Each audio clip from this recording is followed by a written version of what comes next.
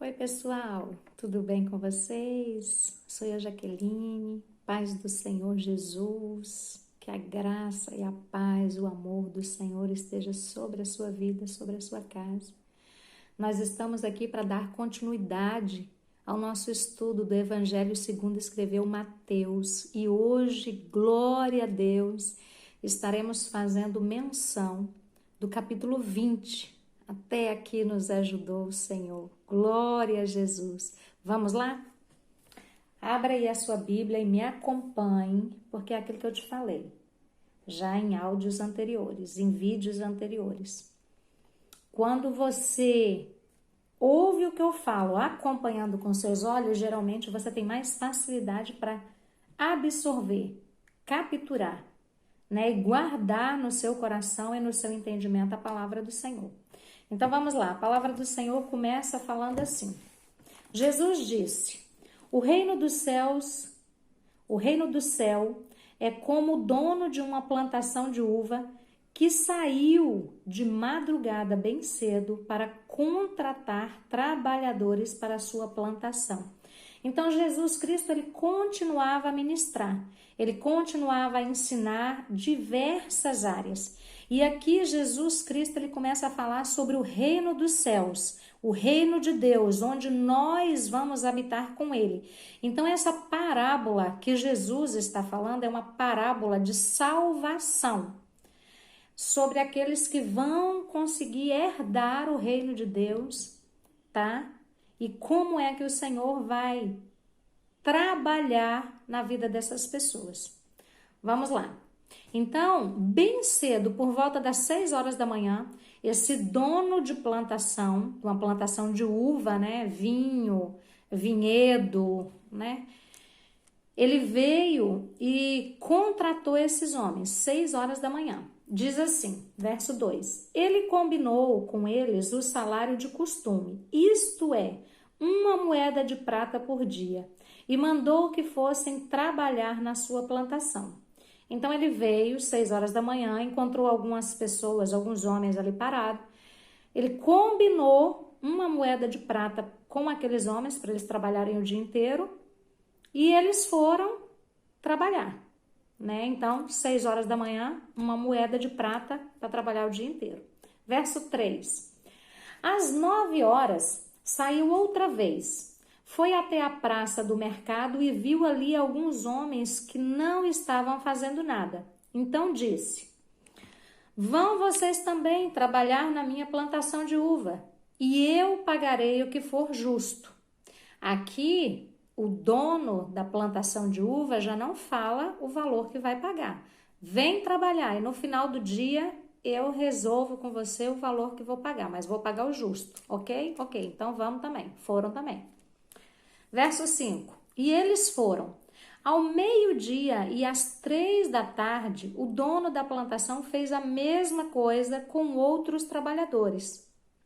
Então ele veio 6 da manhã, ele veio 9 horas, ele veio meio-dia e ele veio 3 da tarde e contratou aqueles que estavam à toa ali e mandou para a plantação dele. Todos eles falando: vai trabalhar, no final do dia eu acerto com vocês. Só os primeiros que ele contratou valor do dia, tá? Que isso fique bem claro. Verso 6. Eram quase 5 horas da tarde quando ele voltou à praça. Então, quase 5 horas da tarde, lá vem o dono da plantação de uvas para a praça de novo. E verso 6. Eram quase 5 horas da tarde quando ele voltou à praça. Viu outros homens que ainda estavam ali e perguntou: Por que vocês estão o dia todo aqui sem fazer nada? É porque ninguém nos contratou, responderam eles. Então ele disse: Vão vocês também trabalhar na minha plantação. Então ele pegou esse pessoal de 5 horas da tarde e mandou também para a plantação dele. No fim do dia, verso 8, no fim do dia, ele disse ao administrador: chame os trabalhadores e faça o pagamento, começando com os que foram contratados por último e terminando com os primeiros. Então, ele começou a chamar pessoas às 6 horas da manhã. E o encerramento do trabalho também era às 6 horas da manhã, né? E a palavra do Senhor continua dizendo assim.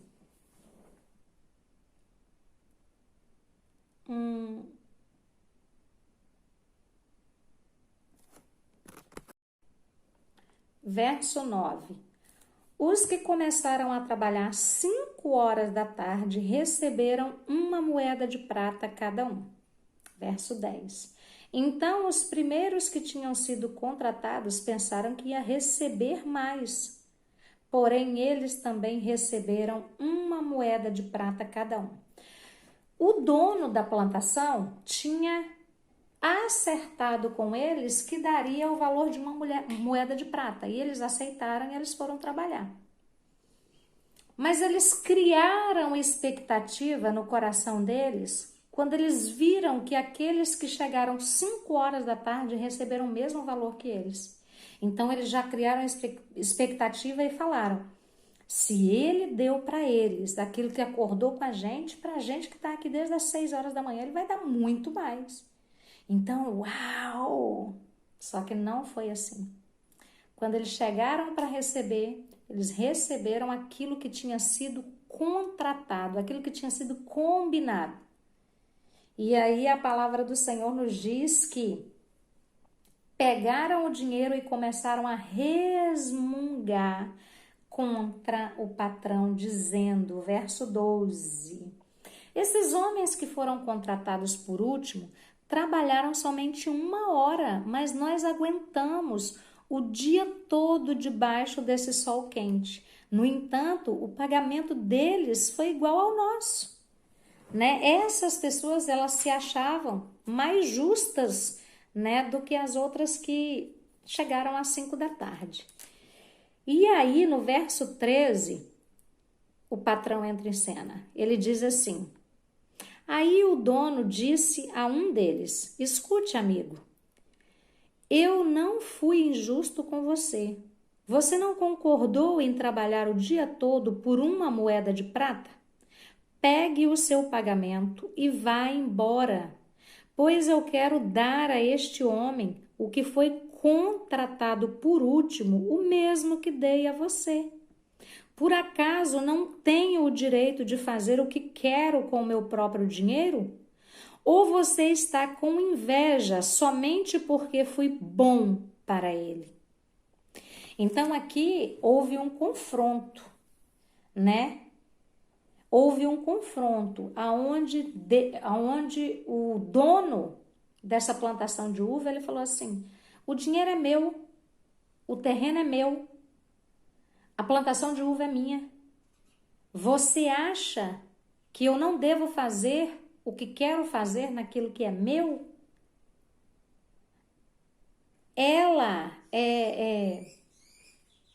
Ele tinha todo o direito de fazer o que ele quisesse ali. Mas a pessoa que veio, né? Ela pensou, não, eu tô há mais tempo aqui, então eu vou receber mais. E sabe, com a salvação, que é a parábola aqui, está falando sobre salvação, a salvação não é definida pelo tanto de tempo que você serve a Deus. O tempo que você serve a Deus não garante a sua salvação. Às vezes, aquele que chegou de última hora, por exemplo, o ladrão na cruz ao lado de Jesus, ele não pregou, ele não ministrou, ele não ouviu do evangelho, ele não fez nada. Ele simplesmente aceitou Jesus e falou: lembra-te de mim quando entrares no paraíso. Ele não precisou pregar, ele não precisou levar a palavra, ele não precisou ser chicoteado, ele não precisou nada, ele simplesmente foi salvo pelo Senhor. Então, Jesus aqui está dizendo: e você fica com inveja dele porque eu fui bom para ele? Deus é o único que é bom para conosco, independente daquilo que a gente faz, quando a gente se entrega realmente a ele. Porque esses homens que foram chamados 5 horas da tarde para trabalhar até às 6, eles podiam ter falado: ei, pô, não vai valer a pena. É muito pouco que eu vou ganhar para trabalhar 1 horinha só por dia. Eles poderiam ter rejeitado, mas não rejeitaram. E ganharam o mesmo que aqueles que foram às 6 da manhã, aqueles que foram às 9 horas da manhã, aqueles que foram ao meio-dia, aqueles que foram às 3 da tarde. Então Deus, ele faz como quer, porque ele é o dono de tudo. E o verso 16 diz assim: e Jesus terminou dizendo: assim aqueles que são os primeiros serão os últimos, e os últimos serão os primeiros. Sabe, o Senhor é aquele que faz as coisas conforme Ele quer. E nós não podemos esmorecer na fé. Nós temos que continuar perseverando diante do Senhor. Verso 17. Quando Jesus estava subindo para Jerusalém, chamou os discípulos para um lado e falou com eles em particular. Enquanto caminhavam, ele disse: escutem, nós estamos indo para Jerusalém, onde o Filho do Homem. Aqui Jesus Cristo, ele estava tentando fazer com que os discípulos estivessem preparados para aquilo que ia acontecer. Ele estava assim, dizendo, essa é a vontade de Deus. O Filho do Homem, ele fala dele mesmo numa segunda pessoa, o Filho do Homem, eu vou ser entregue, vou ser morto. Então ele estava tentando preparar o coração, o ânimo dos discípulos para que quando tudo aquilo viesse a acontecer, eles não se desesperassem, mas lembrassem do ensinamento e do direcionamento do próprio Jesus. E continua dizendo assim, verso 18: escutem, nós estamos indo para Jerusalém, onde eu, o Filho do Homem, serei entregue aos chefes dos sacerdotes e aos mestres da lei. Eles o condenarão à morte, me condenarão à morte, e entregarão aos não-judeus. Estes vão zombar dele, bater nele, crucificá-lo, mas no terceiro dia ele será ressuscitado. Então Jesus Cristo já estava falando, tudo o que vai acontecer é permissão de Deus. Ele tem um propósito nessa situação. Então, vocês não se preocupem, porque ele vai ser zombado, vão bater nele, vão crucificar ele, mas no terceiro dia ele vai ressuscitar, eu vou ressuscitar. Né? Jesus estava ali tentando dar ânimo para os discípulos para passar por toda aquela situação que eles iam ter que passar. Verso 20. Então, a mãe dos filhos de Zebedeu chegou com os seus filhos perto de Jesus, encurvou-se e pediu a ele um favor. Essa mulher aqui devia ter ficado com a boca fechada. Oh, meu Deus! E os filhos dela também.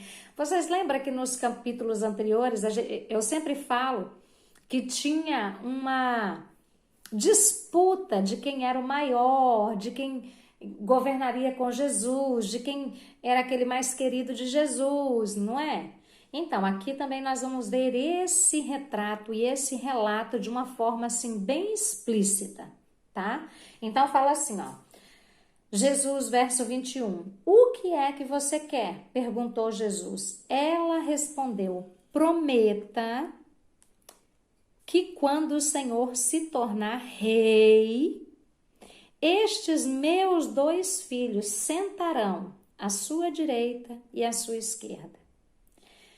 Eles estavam com uma visão de que Jesus seria rei no mundo natural, que Jesus seria um rei como um rei qualquer, que se assentaria para governar uma determinada comunidade, né, governo, mas eles não tinham ideia de que Jesus, eles não caía a ficha deles de que o reino de Jesus não é terreno, e sim celestial, né? E ela falou assim, quando você se assentar no trono, coloca um dos meus filhos à sua direita e o outro à sua esquerda para governar junto com você.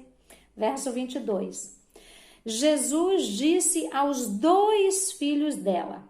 Você vê que Jesus não respondeu para ela, respondeu para eles, olhando para eles. Vocês não sabem o que estão pedindo. Essa foi a resposta de Jesus. Vocês não têm ideia do que vocês estão me pedindo. Vocês não sabem aquilo que está por vir. Vocês estão assim, sabe, pedindo algo que, gente, vai ser terrível para vocês. Aí Jesus continua dizendo: por acaso vocês podem beber o cálice que eu vou beber? Rapidinho os 2 responderam: podemos. Responderam eles. Então Jesus disse: tá bem, de fato, vocês beberão o cálice que eu vou beber, mas eu não tenho o direito de escolher quem vai sentar à minha direita e à minha esquerda, pois foi o meu Pai quem preparou esses lugares e Ele os dará a quem quiser. Então, quando Jesus falou para eles assim: vocês não sabem o que vocês pedem. Por um acaso vocês poderão beber do cálice que eu vou beber? E eles falaram: podemos, com certeza, Jesus, estamos juntos. O que o Senhor passar, nós vamos passar também. Aonde o Senhor for, nós vamos também, sabe? E Jesus assinou embaixo. Falou: então tá bem. Beleza. Vocês, de fato, vão beber do cálice que eu vou beber também.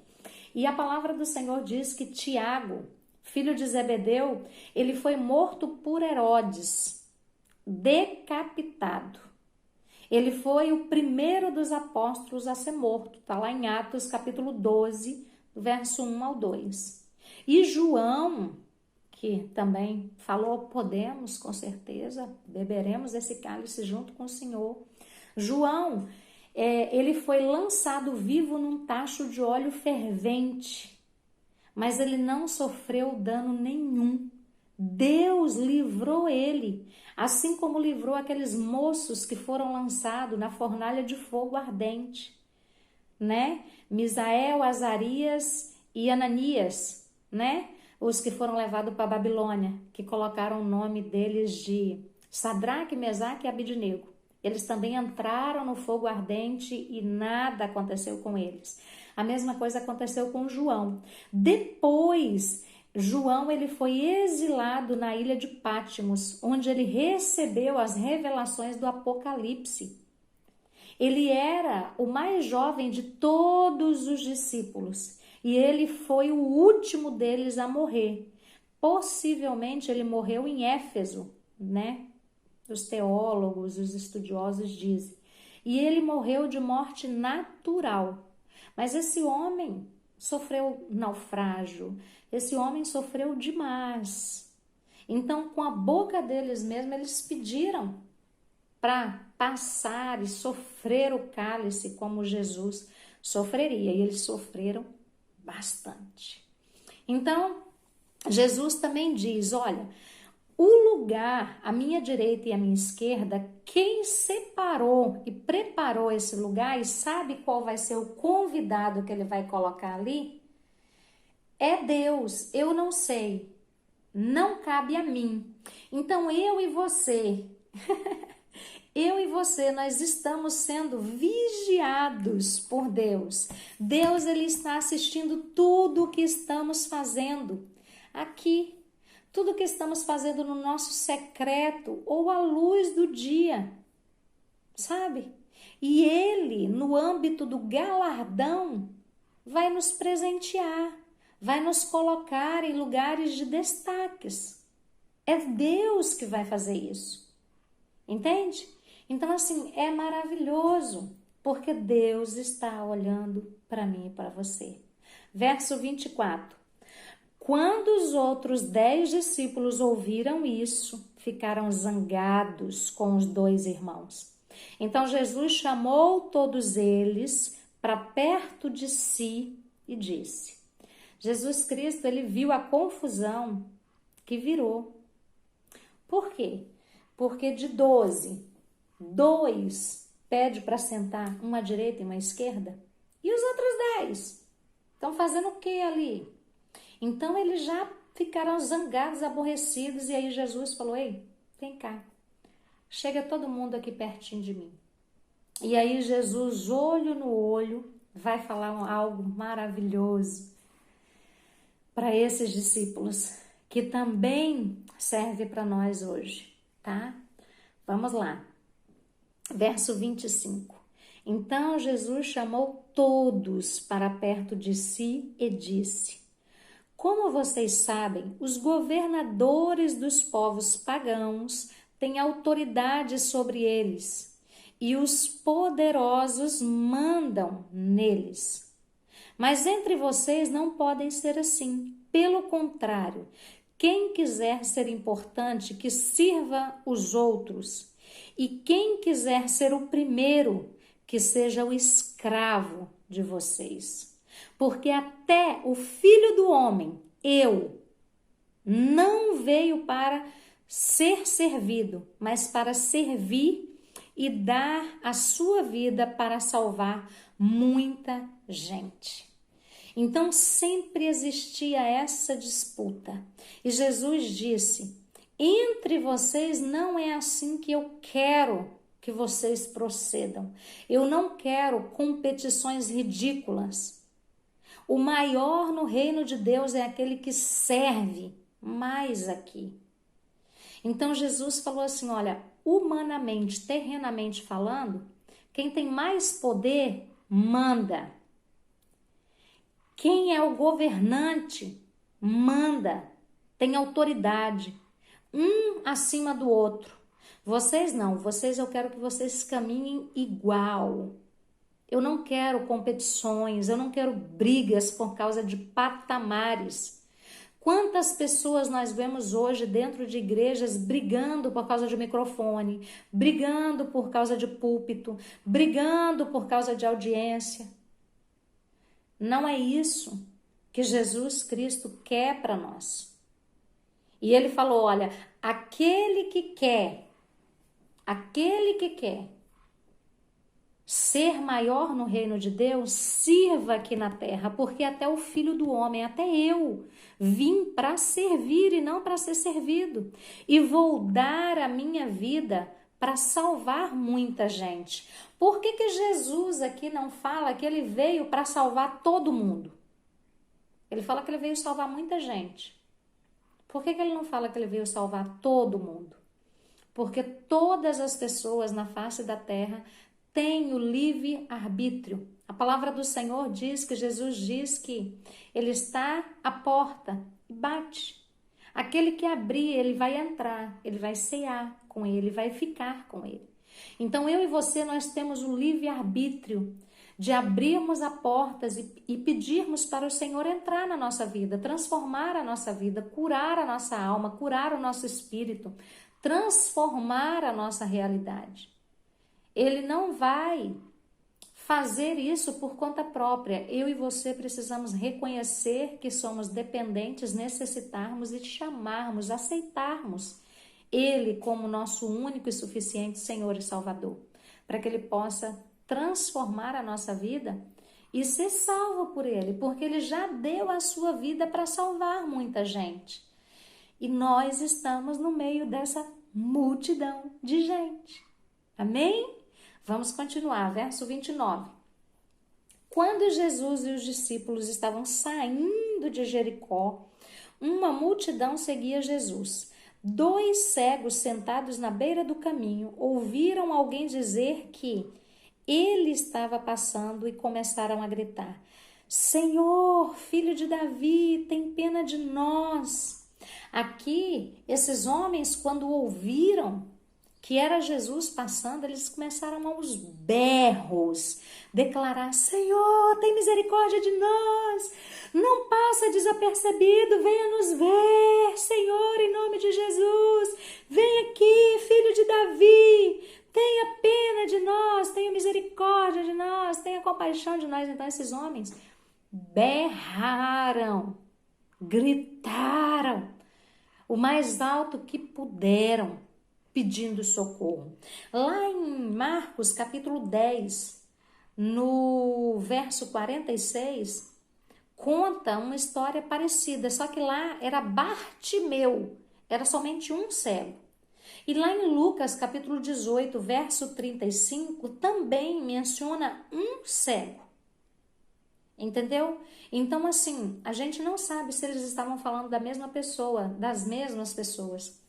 Como a Bíblia, ela é feita de pedaços e não tem tudo que Jesus viveu, não está escrito, porque não teria livros sobre a terra, caneta, lápis, para poder escrever tudo o que Jesus fez, o que o próprio Deus fez. Então, assim, por isso são limitadas algumas coisas, tá? Mas a palavra do Senhor diz que esses homens, esses dois cegos, começaram a gritar alto: Senhor, filho de Davi, tenha pena de nós. A multidão os repreendia e mandava que calassem a boca, mas eles gritavam ainda mais. Então, conforme a multidão falava: ei, não adianta você reclamar, não adianta você chamar, não adianta você pedir, não.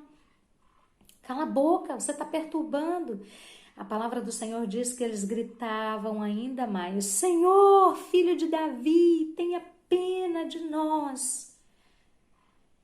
Eles sabiam que era da descendência de Davi que veria o Messias, que veria aquele que seria rei, aquele que teria um espírito de excelência. Então, por isso que a gente vê eles chamando a genealogia de Jesus. É como se eles entrassem no mundo espiritual e eles falassem: Deus, nós sabemos da promessa que o Senhor tem sobre Davi e nós queremos agora fazer parte dessa promessa. Nos ensina, nos capacita, tenha pena de nós.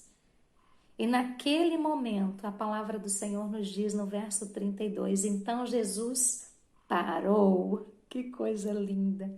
Chamou os cegos e perguntou: o que é que vocês querem que eu faça? Gente, Jesus é 100% homem e 100% Deus, ele veio assim. Mas qualquer pessoa que chegasse perto desses homens saberiam que eles queriam era enxergar. Só que Jesus, muitas vezes, ele quer ouvir aquilo que eu e você estamos passando, estamos necessitando. Jesus, ele tinha entendimento, ele sabia o que esses dois cegos queriam. Mas ele parou eles e falou: o que vocês querem que eu faça? É como se Jesus Cristo estivesse falando para mim e para você hoje. Ei, o que você quer? O que você precisa? O que tem dentro de você? Qual é o seu pedido? Você já parou para analisar o que você quer? O que você tem pedido para Deus? Jesus, ele sempre espera que eu e você digamos o que não temos. E ele quer que a gente mostre aonde é que está as trevas no nosso coração, aquilo que precisa trazer luz sobre nós. Jesus aqui, ele fez uma autorreflexão. Nós precisamos fazer uma autorreflexão. O que é que nós precisamos? O que é que nós estamos esperando de Deus? E esses homens respondeu: Senhor, queremos poder enxergar. Responderam eles. Jesus teve pena dos cegos e tocou nos olhos dele. No mesmo instante, eles puderam ver e então seguiram Jesus. Jesus, ele se comoveu com a situação desses homens. E Jesus os tocou. Jesus só precisava dar uma ordem, aqueles homens voltavam a enxergar, mas Jesus tocou. Quantas vezes o que eu e você precisamos do Senhor é um toque.